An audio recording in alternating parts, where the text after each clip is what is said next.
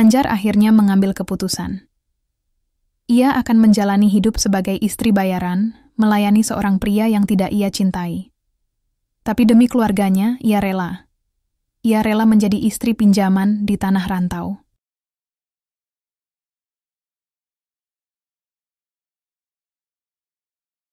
Hujan sore itu turun dengan deras di Banyuwangi, tetapi kenangan akan panas terik Senegal masih melekat kuat di benak Anjar. 3 tahun sudah ia mengadu nasib di sana, bekerja sebagai TKW di rumah megah milik Tuan Kante, seorang pengusaha kaya raya. Kehidupan Anjar jauh dari kata glamor. Hari-harinya dihabiskan untuk membersihkan lantai marmer yang mengkilap, merawat taman yang luas, dan menyiapkan hidangan mewah yang tak pernah ia cicipi. Semua ia lakukan dengan senyum, demi selembar slip gaji yang akan dikirimnya ke keluarga di kampung. Suatu sore saat ia sedang menyiram bunga-bunga mawar di halaman belakang, Tuan Kante, dengan postur tegap dan sorot mata yang sulit ditebak, mendekatinya. Biasanya percakapan mereka hanya sebatas instruksi pekerjaan. Namun, sore itu berbeda. Tuan Kante memulai dengan basa-basi tentang cuaca, lalu pandangannya jatuh pada Anjar. "Anjar," suaranya berat dan tenang. "Kau sudah bekerja di sini lama. Aku tahu kau gadis yang baik dan pekerja keras." Jantung Anjar berdegak kencang. Ia mengira akan mendapatkan bonus atau teguran. Tapi apa yang keluar dari mulut Tuan Kante berikutnya jauh di luar dugaannya. "Aku ingin kau menikah denganku." Anjar tertegun. Gelas penyiram bunga yang ia pegang hampir jatuh. "Tuan?" Ia berbisik, tidak yakin ia mendengar dengan benar. Tuan Kante mengangguk. "Ya, Anjar, menikah denganku." Ia lalu menyebutkan sebuah tawaran yang membuat dunia Anjar serasa berhenti berputar. "Sebagai istriku, kau akan mendapatkan 200 juta rupiah setiap bulannya. Semua ini untukmu dan keluargamu." Angka itu seperti petir di siang bolong. 200 juta. Jumlah yang tak terbayangkan. Pikirannya langsung melayang pada orang tuanya di Banyuwangi, yang berjuang dengan biaya pengobatan ayah yang sakit, pada adik-adiknya yang harus putus sekolah karena tak ada biaya. Tawaran itu bukan sekadar tawaran pernikahan, melainkan sebuah jembatan menuju masa depan yang cerah bagi keluarganya. Namun, di balik angka itu ada dilema. Tuan Kante adalah pria yang usianya 2 kali lipat darinya. Ia adalah majikannya, bukan kekasihnya. Pernikahan ini akan menjadi sebuah perjanjian, sebuah transaksi yang melibatkan hatinya sebagai taruhan. Apakah ia bisa menikah tanpa cinta? Malam itu, Anjar tidak bisa memejamkan mata. Ia membolak-balik tubuhnya di ranjang yang sederhana. Di satu sisi, ia memikirkan senyum ibunya jika ia bisa mengirimkan uang sebanyak itu. Di sisi lain, ia membayangkan kehidupan yang akan ia jalani, terjebak dalam sangkar emas tanpa cinta. Ia memikirkan harga dirinya, hatinya, dan masa depannya. Tapi suara hati kecilnya terus berbisik. "Ini bukan tentangmu, Anjar. Ini tentang mereka." Anjar akhirnya mengambil keputusan.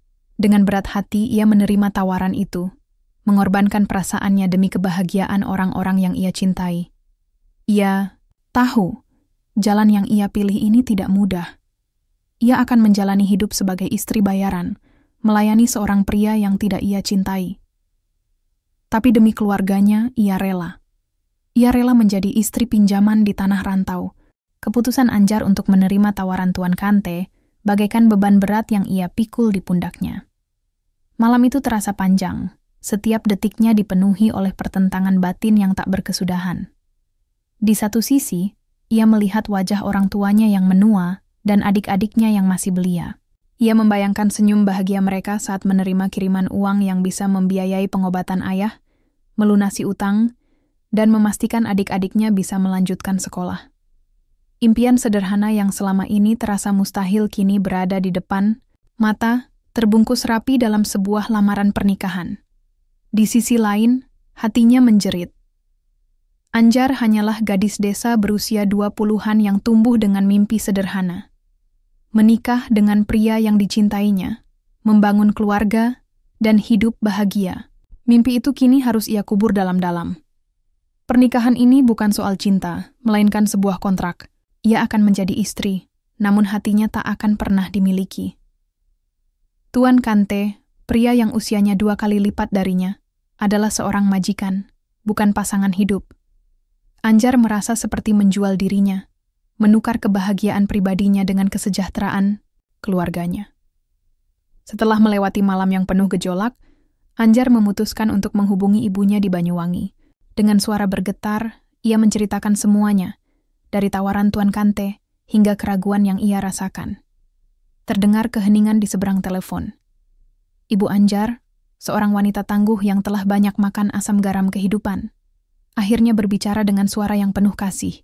"Nak," katanya pelan, "ibu tahu ini berat, tapi hidup ini pilihan. Kadang kita harus memilih jalan yang sulit demi orang-orang yang kita sayangi. Ibu percaya, kamu tahu apa yang terbaik untuk kita semua. Ibu hanya bisa mendoakan yang terbaik untukmu." Kata-kata ibunya, alih-alih meredakan keraguan, justru memperberat beban di hati Anjar. Ia merasa semakin bertanggung jawab. Pilihan ini bukan lagi hanya tentang dirinya, tetapi juga tentang harapan keluarganya yang ia pikul sendiri. Pagi harinya, dengan tekad yang bulat namun hati yang masih bimbang, Anjar menemui Tuan Kante. "Tuan," ucapnya lirih, Saya terima tawaran Anda." Tuan Kante menatapnya lekat. Ada ekspresi yang sulit diartikan di wajahnya, campuran antara lega dan sesuatu yang lain, yang tidak bisa Anjar pahami. "Terima kasih Anjar," katanya pelan. "Aku berjanji, aku akan menjagamu." Janji, aku akan menjagamu, terasa seperti janji hampa. Anjar tahu Tuan Kante akan menjaganya dengan segala kemewahan, tetapi apakah ia bisa menjaganya dari kesepian yang akan datang? Mereka berdua kemudian menandatangani sebuah perjanjian sederhana, di mana Tuan Kante menjanjikan sejumlah uang dan Anjar menjanjikan kesetiaan sebagai seorang istri. Pernikahan itu sendiri berlangsung sederhana, hanya dihadiri oleh beberapa saksi dari staf rumah. Tidak ada gaun pengantin mewah, tidak ada pesta besar, hanya akad dan janji yang diucapkan di depan Tuhan mengubah status Anjar dari seorang TKW menjadi Nyonya Kante. Anjar kini resmi menjadi istri dari majikannya. Ia telah menukar kehidupannya yang sederhana dengan kemewahan yang tak terbayangkan, mengorbankan mimpinya demi impian keluarganya.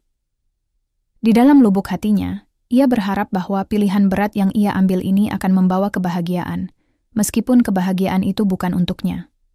Ia berharap, di balik semua kemewahan ini, ia tidak akan kehilangan jati dirinya dan tidak tenggelam dalam kehampaan. Sore itu, Anjar tidak lagi menyiram bunga. Ia mengenakan gaun sutra yang lembut di kulitnya, buatan desainer ternama. Rambutnya disanggul rapi oleh seorang penata rambut profesional yang didatangkan khusus. Cincin berlian melingkar di jari manisnya, berkilauan di terpa cahaya. Ia bukan lagi Anjar, si pembantu dari Banyuwangi. Ia kini Nyonya Kante, istri dari seorang pengusaha kaya raya. Perubahan status yang begitu cepat, hampir terasa seperti mimpi buruk. Malam harinya, Anjar duduk di tepi ranjang berukuran raksasa di kamar utama. Kamar itu begitu luas, dengan jendela setinggi langit-langit yang menampilkan pemandangan kota Dakar yang gemerlap. Namun, Anjar tak melihat keindahan itu. Pikirannya kosong, hatinya dipenuhi kegelisahan. Ia menanti kedatangan Tuan Kante, yang kini adalah suaminya. Pintu terbuka, dan Tuan Kante masuk. Ia tidak lagi mengenakan pakaian bisnis yang formal, melainkan piyama sutra yang serasi dengan miliknya. Ia duduk di samping Anjar, menciptakan keheningan yang canggung. Anjar menunduk, menghindari tatapan suaminya. Ia merasakan detak jantungnya sendiri yang berdegup kencang, bukan karena cinta, melainkan karena ketakutan dan kehampaan. Tuan Kante meraih tangan Anjar. Sentuhannya terasa asing. "Kamu terlihat cantik, Anjar," katanya suaranya lembut. Anjar tidak membalas. Ia hanya bisa menelan ludah, memikirkan apa yang akan terjadi selanjutnya.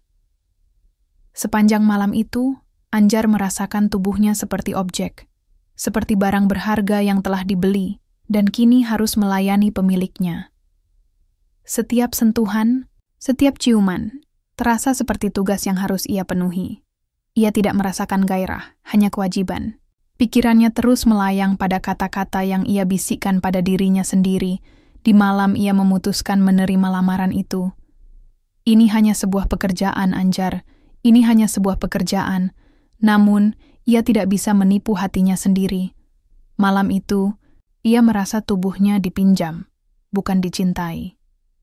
Ia merasa seperti boneka yang disiapkan untuk menyenangkan pemiliknya. Air mata menetes pelan di pipinya, membasahi bantal sutra. Anjar merasa sangat kesepian, terisolasi di dalam sangkar emasnya. Sendiri, semua kemewahan yang mengelilinginya, gaun mahal, perhiasan, ranjang empuk, tidak bisa menghapus rasa hampa di hatinya. Keesokan harinya, Anjar terbangun di samping Tuan Kante.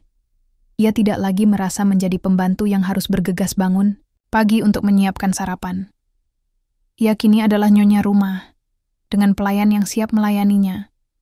Sarapan disajikan di ranjang, dan ia tidak harus melakukan apa-apa, kecuali menikmati hidup barunya. Namun, ia tetap merasa hampa. Ia menghabiskan hari-harinya di rumah megah itu, membaca buku yang ia tak minati dan menonton film yang ia tak pedulikan. Anjar merindukan kehidupan lamanya, yang meskipun sederhana, penuh dengan kegiatan dan tujuan.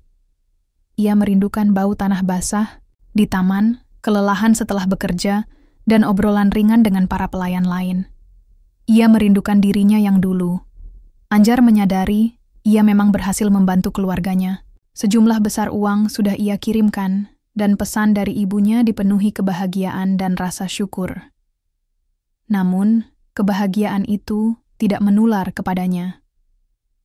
Ia telah mengorbankan hatinya demi kesejahteraan mereka, dan malam pertama yang hampa itu adalah bukti nyata dari harga yang harus ia bayar. Ia hidup dalam kemewahan yang tak terbatas, namun perasaannya terkurung dalam sangkar yang begitu sempit dan pengap. Ia memiliki segalanya, kecuali kebahagiaan yang sejati. Anjar kini hidup di dalam kemewahan yang dulu hanya bisa ia lihat di televisi. Setiap pagi, ia terbangun di ranjang yang lembut, disambut oleh seorang pelayan yang siap membantunya memilih pakaian, dari gaun-gaun sutra hingga perhiasan yang berkilauan. Pilihan makanannya tak terbatas, dari hidangan Eropa klasik hingga masakan Asia eksotis yang disiapkan oleh koki pribadi. Ia memiliki akses ke segala fasilitas, mulai dari kolam renang pribadi, ruang bioskop, hingga butik yang berisi koleksi, tas dan sepatu dari desainer ternama. Namun, di balik semua kemewahan itu, Anjar merasa semakin kosong. Ia seperti manekin yang mengenakan pakaian mahal, berdiri tegak tanpa jiwa. Hari-harinya terasa panjang dan monoton. Ia mencoba mengisi waktu dengan berbagai kegiatan, tetapi semua terasa hampa. Menghabiskan sore di pinggir kolam renang yang biru jernih, ia tak merasakan kehangatan matahari, hanya hawa dingin yang menusuk. Menonton film di ruang bioskop pribadinya, ia tak bisa fokus pada alur cerita. Pikirannya terus melayang pada kampung halaman dan kehidupan yang ia tinggalkan. Hidupnya sebagai Nyonya Kante adalah sebuah ironi yang menyakitkan. Ia tidak lagi bekerja, membersihkan rumah, tetapi ia merasa bekerja dalam arti yang lebih dalam. Tugasnya kini adalah menjadi istri yang setia, menemani Tuan Kante dalam acara-acara sosial, dan, yang paling berat, melayaninya setiap malam. Hubungan mereka di atas ranjang tetap terasa seperti sebuah kewajiban, tanpa ada kehangatan atau kasih sayang yang tulus. Tuan Kante, yang di mata orang lain adalah pria yang sukses dan dermawan, di mata Anjar adalah seorang majikan yang kini memiliki hak penuh atas dirinya. Anjar merasa ia kehilangan jati dirinya. Ia bukan lagi Anjar, gadis yang dulu bersemangat bekerja keras demi keluarga. Ia telah menjadi Nyonya Kante, sebuah identitas yang terasa asing. Ia menyadari kekayaan tidak bisa membeli kebahagiaan. Uang 200 juta yang ia terima setiap bulan memang bisa mengubah hidup keluarganya, tetapi tidak bisa membeli ketenangan jiwanya. Ia merasa terjebak di dalam sangkar emas, terasing dari dunia luar dan dari dirinya sendiri. Suatu malam saat Tuan Kante sedang bepergian untuk urusan bisnis, Anjar menyelinap keluar dari kamar. Ia berjalan-jalan di halaman belakang, menikmati semilir angin malam dan suara jangkrik. Ia menemukan dirinya di dekat Taman Mawar, tempat Tuan Kante pertama kali melamarnya. Air matanya menetes. Ia rindu dengan kehidupan yang sederhana, rindu dengan lelahnya bekerja, rindu dengan obrolan ringan dengan para pekerja lain. Di tengah taman yang indah itu, Anjar merasa sangat sendiri. Ia telah menukar kebebasannya dengan janji palsu tentang kebahagiaan. Anjar tahu, ia tidak bisa terus-menerus seperti ini. Ia tidak bisa menghabiskan sisa hidupnya sebagai boneka di sangkar emas. Ia harus mencari cara untuk menemukan dirinya kembali. Ia harus menemukan makna dalam pernikahan ini, atau setidaknya menemukan cara untuk berdamai dengan takdir yang ia pilih sendiri. Sangkar ini mungkin terbuat dari emas, tapi ia adalah sangkar yang mengunci hatinya, dan hanya ia yang bisa menemukan kuncinya. Hari-hari berlalu tanpa arti. Kemewahan yang melingkupi Anjar terasa seperti jebakan, bukan anugerah. Ia terus menjalani perannya sebagai Nyonya Kante, tetapi di dalam hatinya, ia adalah Anjar yang kesepian. Hubungannya dengan Tuan Kante tetap hampa. Mereka hidup di bawah satu atap, berbagi ranjang yang sama, namun terpisah oleh dinding tak kasat mata. Percakapan mereka hanya sebatas formalitas, membahas rencana harian atau acara sosial yang harus dihadiri. Anjar sudah mencoba, ia berusaha tulus, tetapi rasa hampa itu terlalu kuat. Suatu malam, Tuan Kante baru saja kembali dari perjalanan bisnis yang panjang. Anjar menyambutnya dengan senyum yang dipaksakan. Saat mereka duduk di ruang keluarga, keheningan yang biasa terasa semakin pekat. Tuan Kante, yang biasanya sibuk dengan laptop atau ponsel, hanya terdiam, menatap Anjar. "Ada apa, Tuan?" tanya Anjar hati-hati, menggunakan panggilan yang masih terasa nyaman baginya. Tuan Kante tersenyum tipis. "Panggil aku Kante," ucapnya, pelan. "Kita sudah menikah, Anjar." Anjar mengangguk. "Maaf, Kante." Keheningan kembali menyelimuti mereka. Anjar merasa tidak nyaman. Ia hendak mencari alasan untuk pergi ke kamar, tetapi Tuan Kante tiba-tiba berbicara. "Kamu tidak bahagia, kan?" tanyanya. Suaranya terdengar ragu. Anjar terkejut. Ia mengangkat kepalanya, menatap mata Tuan Kante. Pria yang selama ini ia anggap sebagai majikan dan pembelinya, kini terlihat rapuh. "Saya bahagia, Kante. Saya tidak kekurangan apapun," jawab Anjar, berusaha meyakinkan dirinya sendiri dan Tuan Kante. "Tidak, Anjar," potong Tuan Kante. "Jangan bohong. Aku bisa melihatnya. Matamu tidak berbinar. Senyummu tidak sampai ke mata." Ia menghela napas panjang. "Aku tahu pernikahan ini bermula dari kesepakatan. Aku memberimu uang, dan kau memberiku kehadiran." Anjar menunduk. Ia merasa malu. Perasaannya begitu terlihat jelas. Tuan Kante melanjutkan, suaranya kini terdengar tulus dan penuh penyesalan. "Awalnya, aku hanya menginginkan seorang istri yang setia. Seseorang yang bisa mendampingiku, merawat rumah ini, dan memberi ketenangan.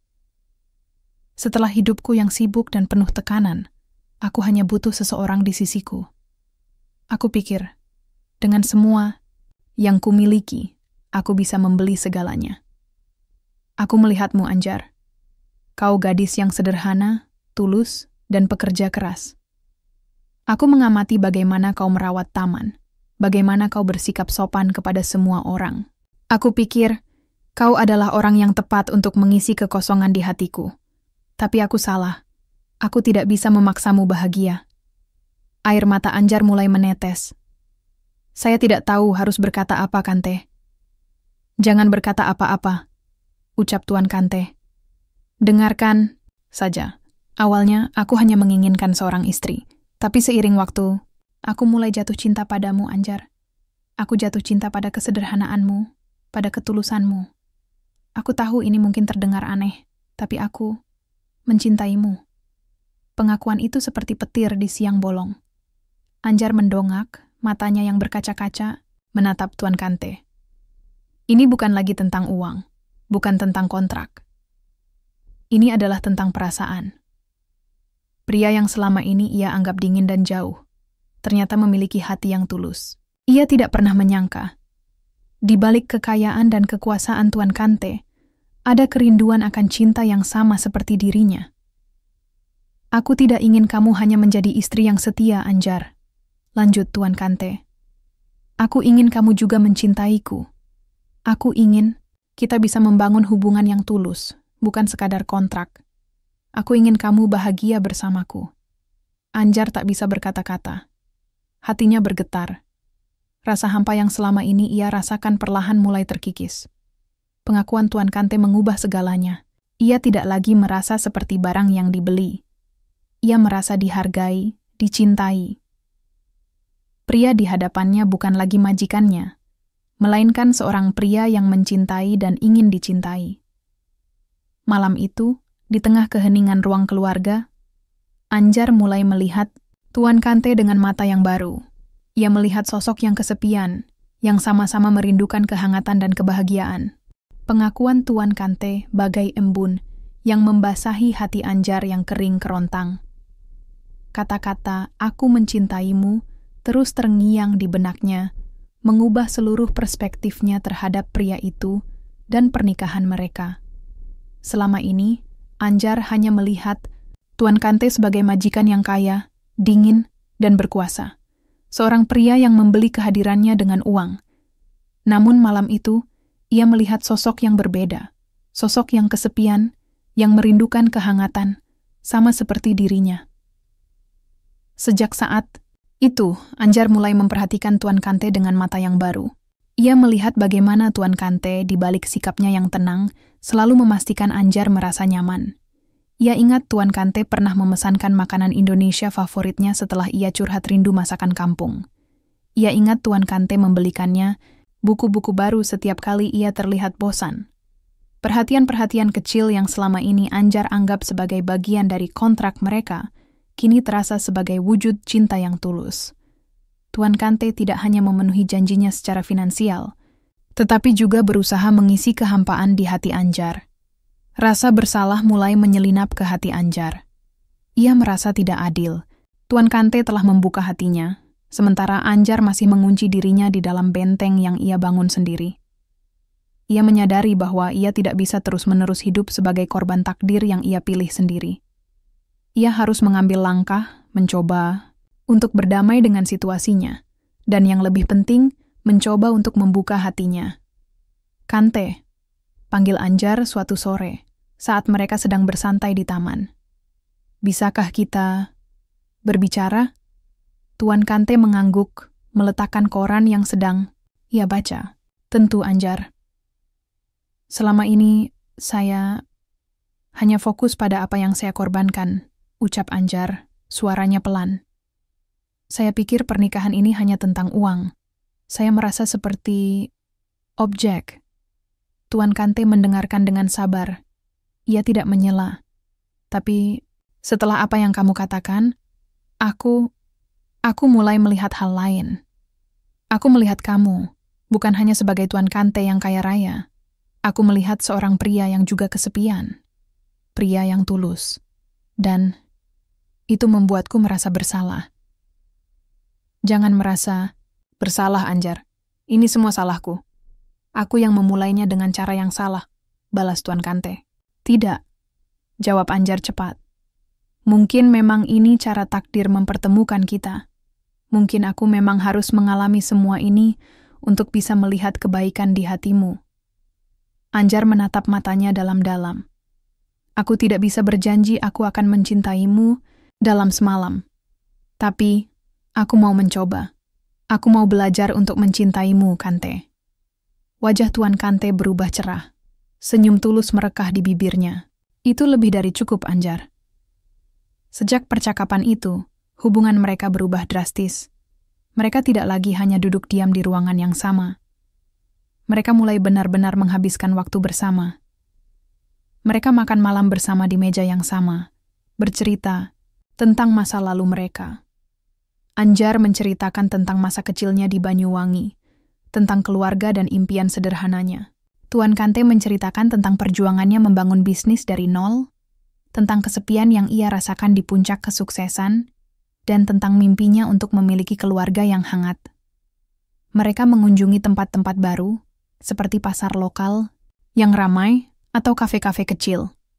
Anjar menunjukkan sisi lain dari Dakar yang tidak pernah Tuan Kante ketahui, dan Tuan Kante menunjukkan sisi-sisi Senegal yang kaya akan budaya dan sejarah. Mereka tertawa, berbagi cerita, dan perlahan-lahan, Anjar mulai melihat Tuan Kante bukan lagi sebagai majikan, tetapi sebagai seorang teman, seorang pendamping. Benih-benih cinta itu mulai tumbuh, perlahan namun pasti. Anjar menemukan kehangatan dalam pelukan Tuan Kante yang selama ini terasa asing. Ia menemukan kenyamanan dalam percakapan mereka. Ia menyadari, cinta tidak selalu datang dari pandangan pertama. Terkadang, cinta tumbuh dari kebersamaan, dari pengertian, dan dari kerelaan untuk membuka hati. Anjar tidak lagi merasa terjebak di dalam sangkar emas.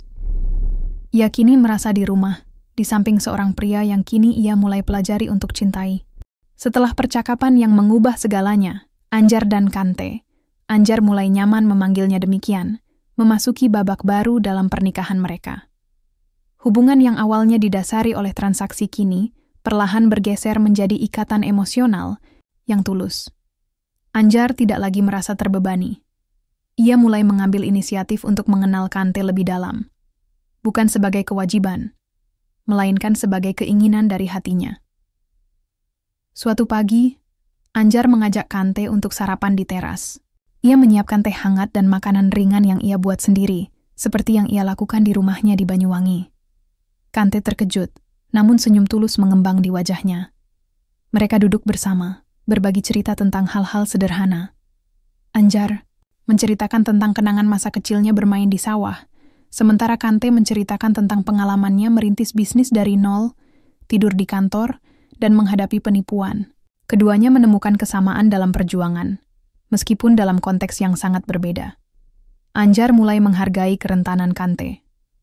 Di balik kekuasaannya, ia melihat seorang pria yang pernah kesepian, yang juga pernah mengalami kegagalan dan penyesalan. Di sisi lain, Kante terpesona oleh ketulusan dan kekuatan Anjar. Ia menyadari bahwa Anjar bukan hanya sekadar gadis desa yang polos, melainkan wanita yang tangguh, penuh kasih, dan memiliki semangat hidup yang kuat. Aku selalu merasa asing di rumah ini, ujar Anjar suatu sore, saat mereka berjalan-jalan di taman. Aku merasa ini bukan rumahku, hanya tempat tinggalku. Kante meraih tangannya. Aku juga. Aku sudah punya segalanya, tapi rumah ini terasa kosong. Mungkin karena aku lupa, rumah itu bukan hanya tentang bangunan, tapi tentang orang-orang di dalamnya. Anjar tersentuh oleh kejujuran Kante. Ia menyadari bahwa ia tidak sendirian dalam perasaan hampa itu. Kante, dengan segala kekayaannya, juga merindukan kehangatan sebuah keluarga. Mereka berdua adalah jiwa yang sama-sama kesepian, yang akhirnya dipertemukan oleh takdir. Anjar mulai mengamati Kante dalam interaksinya dengan orang lain. Ia melihat betapa hormatnya Kante terhadap para karyawannya, betapa tulusnya ia membantu yayasan sosial. Ia menyadari, di balik citra pengusaha yang kaku, ada hati yang baik. Anjar tidak lagi melihatnya sebagai Tuan Kante, melainkan suamiku. Perasaan itu datang dengan sendirinya, perlahan dan pasti. Puncaknya terjadi suatu malam, saat Kante menceritakan tentang ayahnya yang meninggal saat ia masih muda. Kante, yang selalu terlihat kuat, meneteskan air mata. Anjar, tanpa berpikir dua kali, memeluknya. Ia membiarkan Kante bersandar di bahunya, merasakan kehangatan yang selama ini tidak pernah mereka bagi. Pada saat itu, Anjar menyadari bahwa ia telah jatuh cinta pada pria yang ia nikahi. Bukan karena uangnya, bukan karena kekuasaannya, tetapi karena hatinya. Ikatan yang mereka miliki tidak lagi berdasarkan kontrak, melainkan berdasarkan cinta dan pengertian. Anjar tidak lagi merasa terjebak dalam sangkar emas, melainkan menemukan rumah di hati Kante. Ia menyadari kebahagiaan sejati tidak datang dari kemewahan, tetapi dari hubungan yang tulus. Anjar telah menemukan apa yang selama ini ia cari, bukan hanya kebahagiaan untuk keluarganya, tetapi juga kebahagiaan untuk dirinya sendiri, di samping pria yang kini ia cintai. Waktu berjalan, dan Anjar tidak lagi menghitung hari. Ia kini menghitung kebahagiaan yang ia rasakan. Hubungannya dengan Kante, yang berawal dari sebuah kontrak, kini telah bertransformasi menjadi ikatan yang begitu kuat dan tulus. Anjar tidak lagi merasa seperti boneka yang terkunci di dalam sangkar emas. Ia telah menemukan sayapnya dan memilih untuk terbang bersama Kante. Suatu hari, Anjar mengajak Kante mengunjungi sebuah panti asuhan di pinggir kota Dakar. Kante, yang dikenal dermawan, sudah lama menjadi donatur, tetapi ini adalah kali pertama Anjar menemaninya. Anjar menghabiskan sore itu bermain dengan anak-anak, mengajari mereka lagu-lagu daerah dari Banyuwangi. Kante, dari kejauhan, mengamati Anjar dengan senyum di wajahnya. Ia melihat Anjar bukan lagi sebagai istri, tetapi sebagai seorang ibu yang penuh kasih. Sisi Anjar yang sederhana dan tulus, yang membuatnya jatuh cinta sejak awal, kini terpancar lebih terang dari sebelumnya.